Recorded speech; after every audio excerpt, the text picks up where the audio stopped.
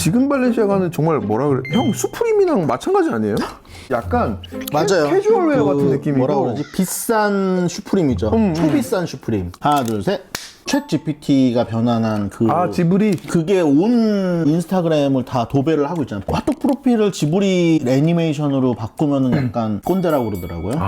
왜냐면 30대 중반 이후부터 노화가 급격히 오기 시작하거든요. 그래서 현실에서의 나의 모습을 약간 부정하고 싶은 거지. 애니메이션화한 아름다운 모습으로 본인의 모습을 담아두고 싶어하는 약간 귀여운 마음이 담겨 있다고 이제 이해를 해주면 좋을 것 같고. 귀여운 마음에. 근데 너무 다르던데요. 다 너무 예쁘고 귀엽게. 이분은 그런 미모가 아닌데 아직 멀었다.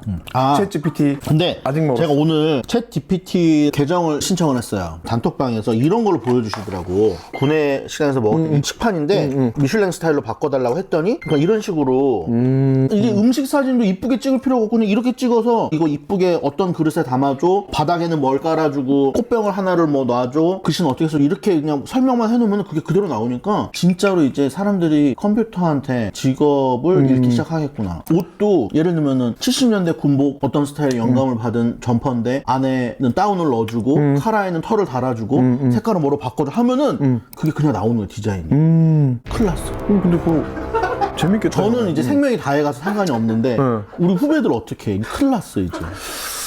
디자이너는 하지 마.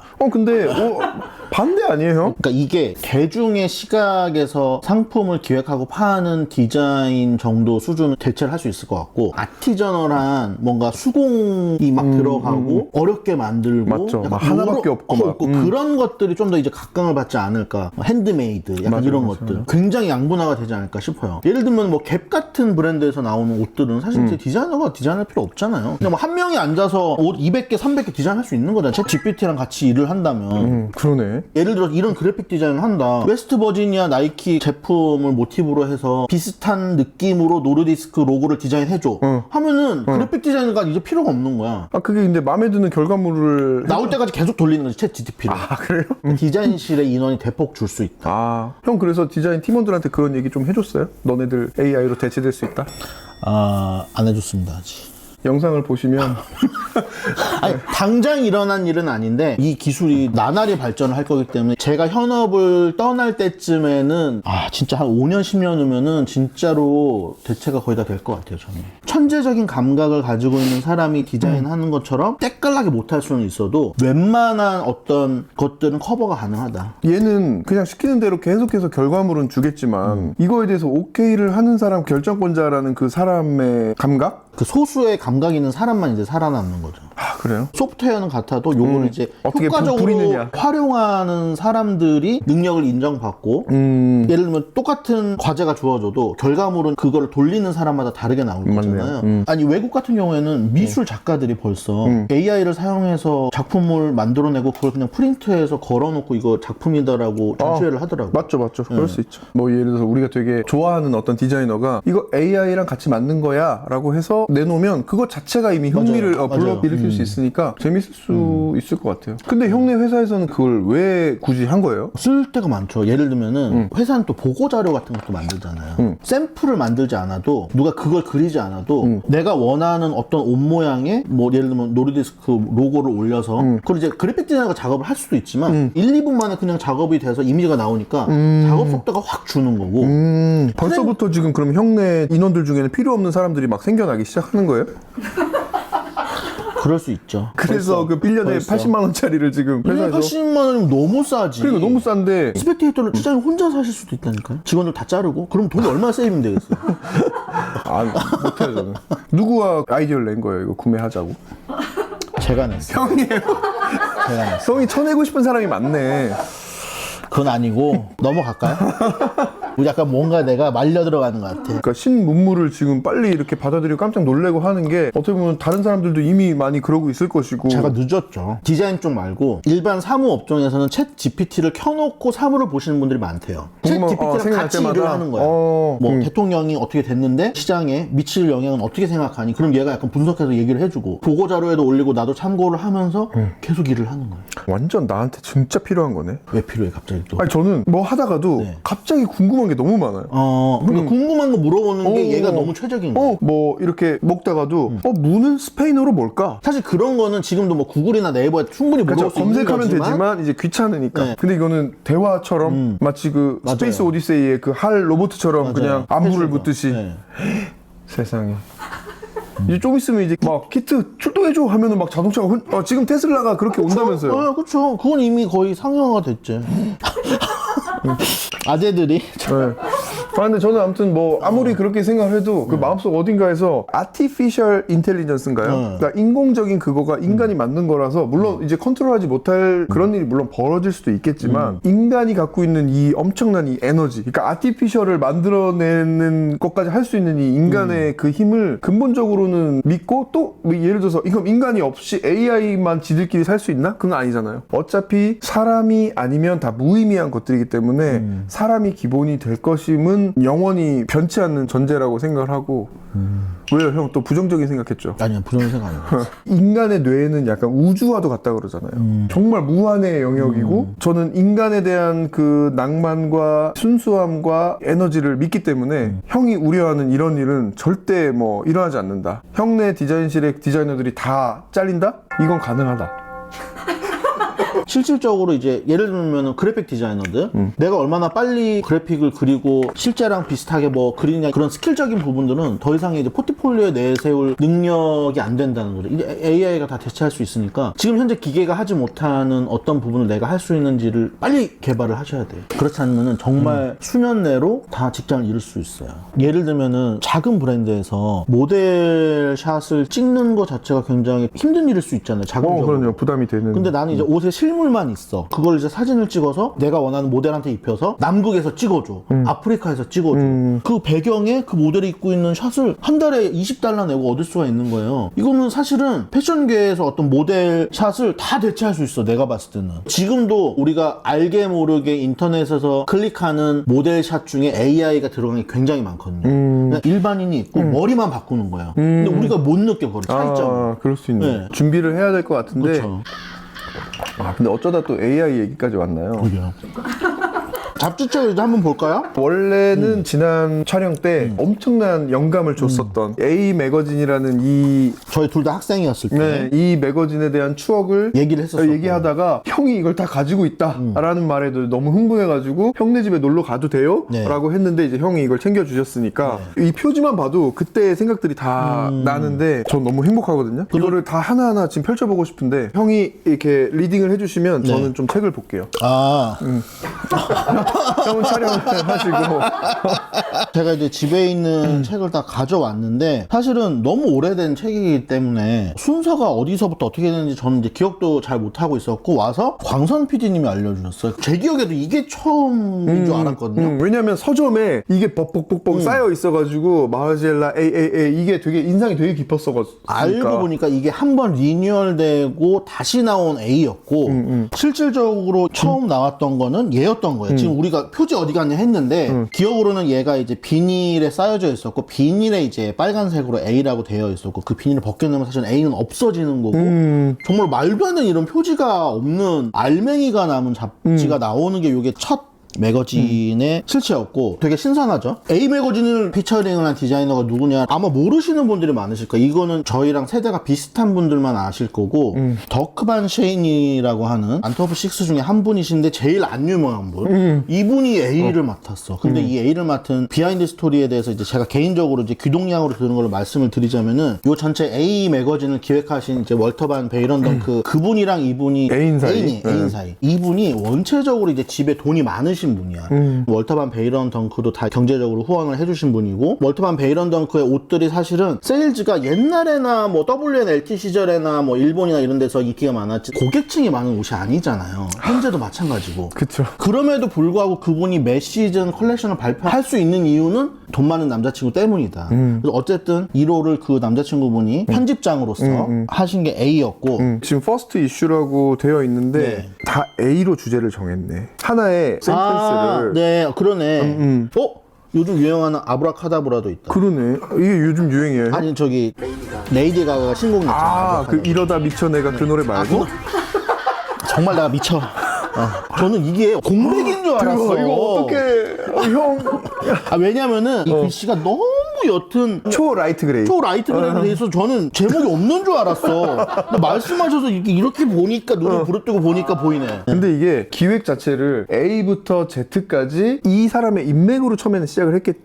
아마도 그쵸. 디자이너들에게 큐레이팅 자체를 아예 맡겨버린다. 그러니까 매거진 하나를 디자이너 네가 다 좀 해줘 라고 하는 파격적인 발상. 맞아요. 전에는 큐레이터가 매호 바뀌는 잡지라는 게 존재하지 않았습니까? 그 이후에도 없지 않았어요? 그렇죠. 어떻게 보면은 인터뷰를 하거나 그냥 뭐 호스트가 뭐 그 정도였지만 아무튼 기획이 되게 신박한 매거진이었는데 자기가 기획했으니까 자기가 처음으로 A를 한 거잖아요. 네. 그래서 형 처음에 시작도 어거스트에 정말로? 약간 이게 약간 노린 것 같아. 거라고요? 너무 편집광스럽다 이거 약간 무서울 그러니까. 정도로 근데 이렇게까지 A에 집착한다고? 알파벳으로 시리즈를 이어가겠다라는 기획 자체가 약간 편집광스러운 그런 게 풀고 있는 거죠. 그쵸. 마르지엘라가 0번부터 23번까지 계획을 했는데 다 못해, 뭐 물론 안 채우려고 한 건지 그쵸. 모르겠죠. 근데 이 사람은 그래도 Z까지 해보겠다라는 마음이 처음엔 있었죠. 근데 웃긴 게 E까지 나오고 다시 리뉴얼해서 A로 돌아갔어. A 매거진에서 되게 재밌었던 게 뭐냐면 다음에 이 매거진을 큐레이팅할 디자이너를 예고를 하면서 끝나요. 마지막 페이지에 있어요. 그러니까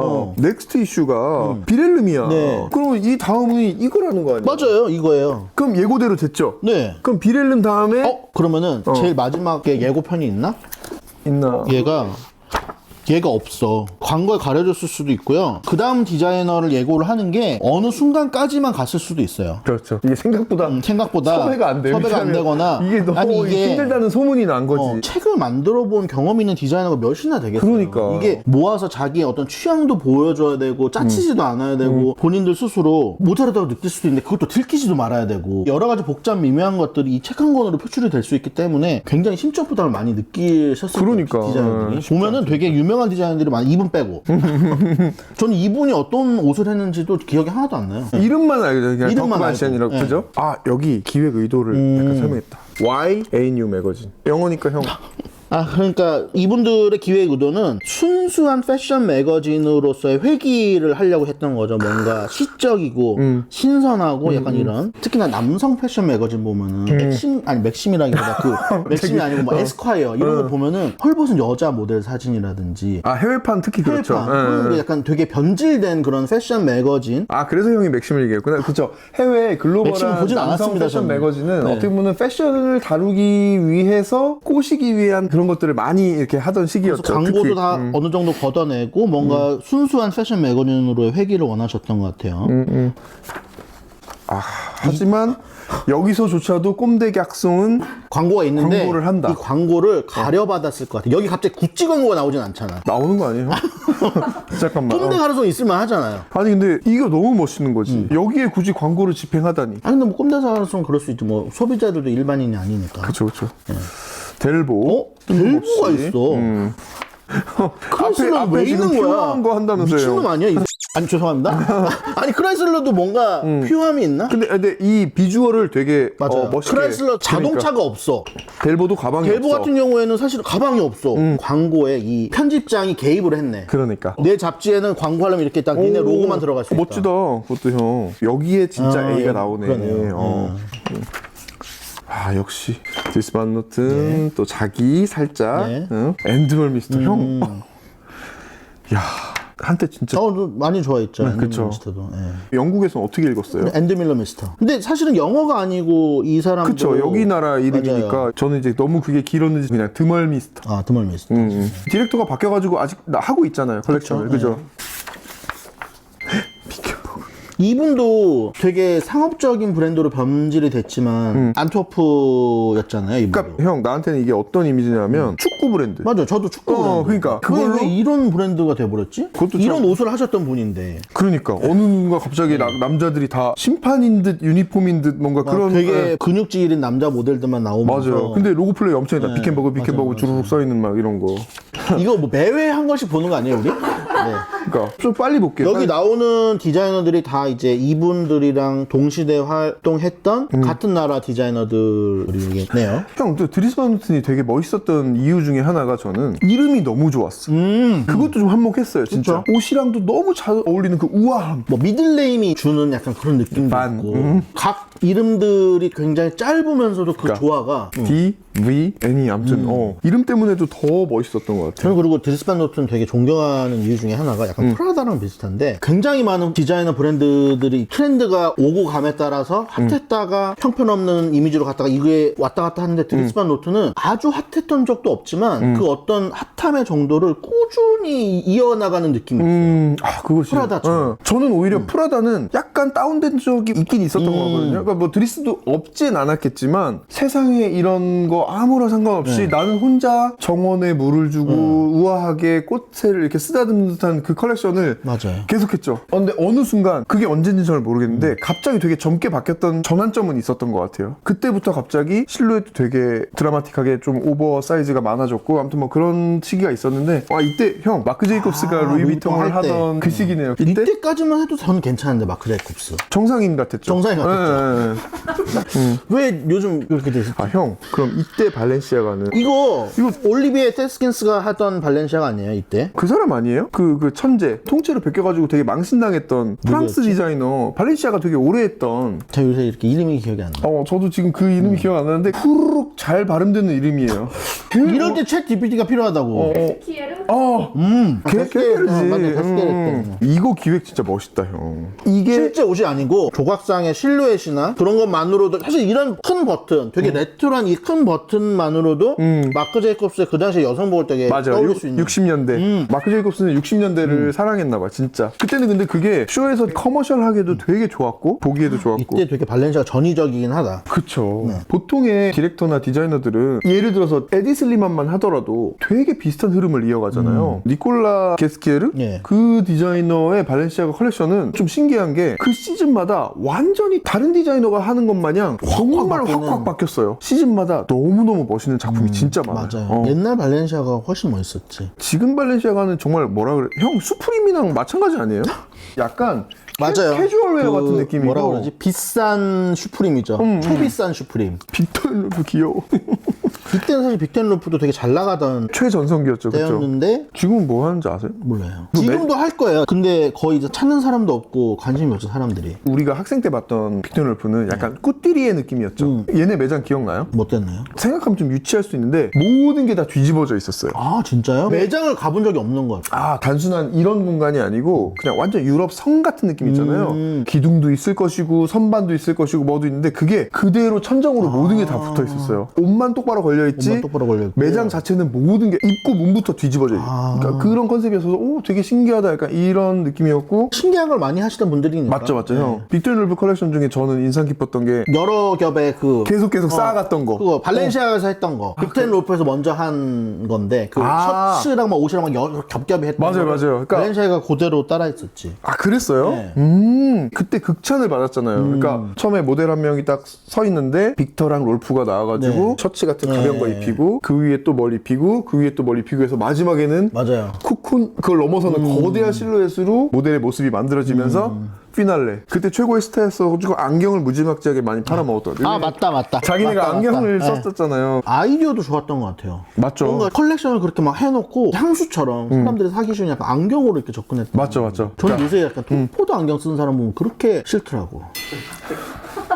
갑자기? 여기 다리에 티 있으면 너무 보기 싫어. 왜 이렇게 싫지? 갑자기 또 형의 말에 내가 반감으로 생각하는지 모르겠는데 톰포드가 너무 계속 그렇게 하니까 하나의 클래식이 약간 이게 뇌이징 되는? 그 금속 장식 리벳을 톰포드가 자기 이름이 튀기 때문에 그렇게 한 거는 알겠는데 처음에 그 아이디어 사실 되게 좋지 않았어요? 처음에는 저도 멋있어 보였어요. 그죠. 그게 예뻤잖아요. 맞아요. 근데 근데 그게 이제- 브랜드가 이렇게 가버리고 막 이상한 사람들도 톰포드 안경 쓰고 그래서 이미지가 안 좋아져도 그걸 계속해서 한다라면 저는 톰포드의 안경은 이제는 클래식인 것 같아. 워낙 고가의 브랜드인데 이 맞죠. 안경이나 향수들이 접근성이 좋다 보니까 무슨 고등학생도 톰포드 안경 쓰고 막 이렇게 되면서 톰포드 안경이라는 것 자체가 굉장히 구린 테이스트의 어떤 대명사가 됐는데 말씀하신 것처럼 요즘에는 이제 톰포드 옷을 소비하시는 분들이나 안경을 소비하시는 분들도 약간 이제는 유행이랑 상관없이 그냥 품질 좋은 아이템을 좋아하시는 분들이 찾는 브랜드? 뭐 그렇다고 톰포드 안경이 안경으로서 막 품질이 좋은 건 아닌데 어쨌든 옷은 트렌드랑 상관없이 고급스럽고 그런 걸 찾는 사실은 그런 이미지가 약간 생겨나고 있어요. 그러니까 저도 어떻게 그거는 보면 공감해. 톰 포드가 갖고 있는 어떤 고유의 이미지 자체는 결국 형성이 되어버렸잖아요. 맞아요. 히스토리가 그렇게 엄청나게 길지 않은 디자이너로서 자신만의 어떤 이미지 그거를 메이킹했다는 것 자체가 정말 엄청나다. 보통은 해낼 수 없는 부분인 것 같아요. 번거로운 작업을 하셨었네요. 와. 보는 사람도 번거롭고 만드는 사람도 번거로운 떼서 매 페이지에 집에 약간 포스터로 하나씩 쓸 수 있게 저 이거 다 펴보지도 않았던 것 같아 그때. 책을 만드는 것 자체가 되게 약간 공들인 작업물로 생각하셨던 것 같고 이렇게 만든 책을 단돈 몇만 원에 살 수 있었다는 거는 참 이거 얼마였죠? 나 기억도 안 나는데 이거 그냥 뭐 12,000원? 2만 원이 안 넘었던 것 같아 책이. 뭔가 엄청 비쌌던 느낌은 아니에요. 이거 한 회에 그냥 한 권씩 봐야 될 것 같아요. 아 그래요? 주변 곁다리 얘기를 하면서 한 해에 한 권씩 이렇게 소개해도 괜찮아요. 제목도 다 A로 시작하는 그러니까 다 그렇더라고. 다. 모든 공간에 있는 뭐 다 끼워 맞췄어. 예. 형 근데 진짜 웃긴 게 근데 같은 공간에 뭔가 조금씩 달라져요. 약간 숨은 그림 찾기처럼 그게 있네. 아 그러네. 브라운백. 책 자체가 전부 흑백으로만 구성이 되어 있어요. 그러네요. 지금 보니까 여기에 칼라를 써주지 않으면 이 브라운색인지를 모르는 것 몰라. 너무 어려운 책이야. 뭐 이런 거를 다 하나하나 찾아가면서 사실은 한 번 봐서는 모르고 여러 번 보면서 조금씩 찾아가는 그런 그러니까요. 느낌이. 페이지를 넘기니까 왜 계속 같은 장면만 나오지 했는데 조금씩 달라지는 거지. 계속 이 TV의 화면도 움직이고 있고 조금씩 움직이고 있어요? 달라요. 이거는 지금 움직이고 있는 화면이라 지금 이러고 눈을 감았고 그러네. 여기는 검은 장갑이 어디 있다는데 설마 이건가요? 그러네. 그런가 봐요. 제품을 전혀 미쳤나 봐. 보여주지 않는 제품이 콩알만해. 이때는 꾸띠르 컬렉션이 재밌었던 다 오뚜꾸뚜리에요. 지방시 오뚜꾸뚜리. 그러네. 형 이때는 프레타포르테 샤넬 오뚜꾸뚜리. 쇼 보여주고 꾸띠르 맞아요. 쇼 쇼 따로 보여주고 있고. 이거를 따로따로 보여줬던 그런 진짜 즐거웠던 또 시기였다는 게 또 이제 생각나네요. 이걸 보니까. 요즘은 사람들이 오뚜꾸뚜리 쇼 자체를 안 보잖아요. 의상학도들 안 보는 것 같아요. 의상학도들도. 그러니까요. 근데 파리의 오티크뜨르 컬렉션 자체도 약간 경계가 언젠가부터 마르지엘라도 혹시 꾸띠르 컬렉션에 참여를 했었나요? 모르겠어요. 기억이 잘 안 나요. 마르지엘라인지 뭔지 누군지가 우리도 이제 꾸띠르 할 거야 라고 해서 꾸띠르 그 기간에 컬렉션을 발표하는 디자이너가 있었어요. 마르지엘라 옷 중에서 오뚜꾸뚜리라고 불릴 만한 개념상 한 사람을 위한 맞춤복 컬렉션이라고 볼 수 있는 거잖아요. 네. 유명 브랜드였는데 이게 꾸띠르야? 하는 옷들이 이렇게 막 나왔어요. 그때부터 꾸띠르와 프레타포르테의 경계가 약간 애매해지면서 지금 프레타포르테도 엄청난 수작업으로 막 그쵸. 만들어버리고 아사모사하게 되면서 지금의 어떤 꾸띠르의 어떤 명색이 좀 마르젤라 타비에 대한 제가 알고 있는 거는 일본에서 워크 슈즈였잖아요. 그쵸. 이 타비 신발이. 요즘에도 일본 가면은 그 공사하시는 아저씨들이 타비 슈즈 신고 계시잖아요. 그쵸. 거기서 영감을 얻어가지고 타비를 처음에 만들었는데 신발이라는 게 미니멈이 너무 크다 보니까 타비 신발을 컬렉션에 처음 딱 소개를 했는데 사람들한테 그게 너무 충격이어서 미니멈이 예를 들어서 한 1000족이었다라고 치면은 5-6개도 안 팔린 거야. 그러니까 뭐 저도 정확한 건 몰라요. 그러니까 마르젤라 소속 팀원들은 이 신발 재고가 너무나 큰 부담이었대요. 그래서 흰색 칠해서 다시 나온 거 아니에요? 맞아요. 그러니까 컬렉션마다 재탕해서 쓰고 또 쓰고 또 쓰고 어떻게 보면 강제로 그쵸. 계속- 제가 알기로는 이제 마르젤라 매장이 다 흰색 페인트가 됐던 이유도 인테리어 비용이 없어가지고. 그러니까 그것조차도 너무 멋있었어. 근데 그게 이제 디자인적으로 이제 승화가 된 거였죠. 일본 마르지엘라 매장에서였나 파리에서였나 그게 잘 기억이 안 나는데 의자, 테이블 모든 것들이 하얀 천으로 싸져 있었잖아요. 싸져 있었어요. 야 이거를 진짜 샘플실 선생님이 이걸 다 일일이 하셨다면 뭐 얼마나 힘들었을까 그런 생각 들면서 페인트 칠해도 되는데 모든 걸 그렇게 다 덮어놓고 연결된 오브제는 그거에 맞춰서 이렇게 패턴을 짜가지고 덮어놓고 모든 직원들이 다 화이트 가운을 입고 있고 마르지엘라 직원들이 쓰는 펜 기억나요? 아니요? 하얀 볼펜인데 여기에 공작색 깃털 하얀 거 이만한 거 기억나죠? 형 런던 마르지엘라 매장도 그랬잖아. 매장 직원들이 저 여기 사인 좀 해주세요 하면서 펜을 이렇게 주면은 그걸로 이렇게 사인을 하고 막 그랬거든요. 이 사람이 처음에 자금이 부족해서 여러 사정이 있어서 다른 색깔도 아니고 흰색으로 왜 그렇게 설정했는지 그것조차도 제가 봤을 땐 레전드인 것 같은데 그게 지금까지 완전히 브랜드의 아이덴티티로 그러니까 왜냐면 돈이 생겼으면 형 바꿀 수도 있잖아요. 그러지도 않고 갈리아노가 디렉팅을 하더라도 마르지엘라의 뿌리가 너무나 단단하니까 많이 망가지지 않았잖아요. 자기가 할 수 있는 그 컨디션 안에서 뭔가 최고의 결과물을 끌어내지 않았나. 최고처럼 보이게 그 사람이 만들어낸 그쵸. 그게 너무 멋있는 것 같아요. 새로운 컨셉 자체를 만들어낸 거니까. 형 기억나요 이거 브랜드? AF 반데보르스트. 네네. 지금은 어떻게 됐는지 모르겠어. 저도 모르겠어요. 형 나 진짜 좋아했는데 이거. A 반데보르스트, F 반데보르스트 부부 디자이너인데 이땐 정말 잘 나갔잖아요. 모든 편집샵에 다 들어가 맞아요. 있었잖아. 맞아요. 근데 이렇게 또 좀 없어졌네요. 아무튼 전부 다 흑백으로 이루어진 역사적인 첫 이슈였는데 다음 게스트 크리에이터는 버나드. 형 뭐라고 읽었어요 이거? 버나드 피렐름. 버나드 비렐름이라고 했어요? 나는 베르나르드 비렐름이라고 읽었잖아요. 일본에서는 베른하르트라고 읽던데. 뭐 걔네가 발음하는 건 다 틀린 발음이니까. 이야. 빛깔이 보시겠어요? 잠깐 쉬었다가 네, 그럴까요? 네.